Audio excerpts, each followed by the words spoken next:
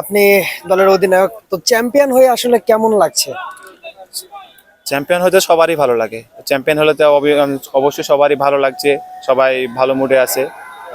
Champion সবসময় আলহামদুলিল্লাহ সবাই সবাই চায় চ্যাম্পিয়ন হতে। চ্যাম্পিয়ন তো একজনই হবে। চ্যাম্পিয়ন হয়ে আমার খুব ভালো লাগছে। বেশ কয়েক বছর পর থার্ড ডিভিশন এইভাবে অনুষ্ঠিত হলো। তো এই যে থার্ড ডিভিশন যারা অনুষ্ঠিত করলো বিসিবি, মানে তাদের যে অনুষ্ঠানের যে ধরনটা, এটা কেমন লেগেছে? এটা সত্যি সত্যি কথা বলতে এটা অনেক সুন্দর ছিল আয়োজনটা।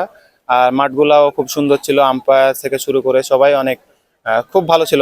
আয়োজনটা খুব ভালো ছিল। এটা নতুন যারা আমরা আছি, যারা খেলেনি থার্ড ডিভিশন বা কোয়ালিফাই গেলে যদি আসে খেলে, তাদের জন্য খুব ভালো হবে। বা এগুলো করলে নতুন নতুন প্লেয়ারও বের হয়ে আসতে পারবে।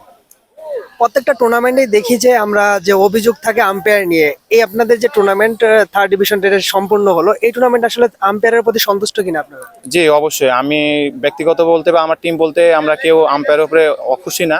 কারণ কিছু কিছু ভুল আছে, ওটা হবেই। ওটা আমরা প্লেয়ার হিসাবে সবাই মেনে নিতে হবে যে কিছু কিছু ভুল আপনার যেটা সামথিং হতেই পারে ওগুলো।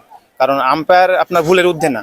যেগুলা ভুল হয়েছে আমরা ওগুলা মন থেকেই আহ, ভুলে গেছি। আর আম্পায়ার আম্পায়ার কমিটি থেকে খুব ভালো আম্পায়ারিং হয়েছে।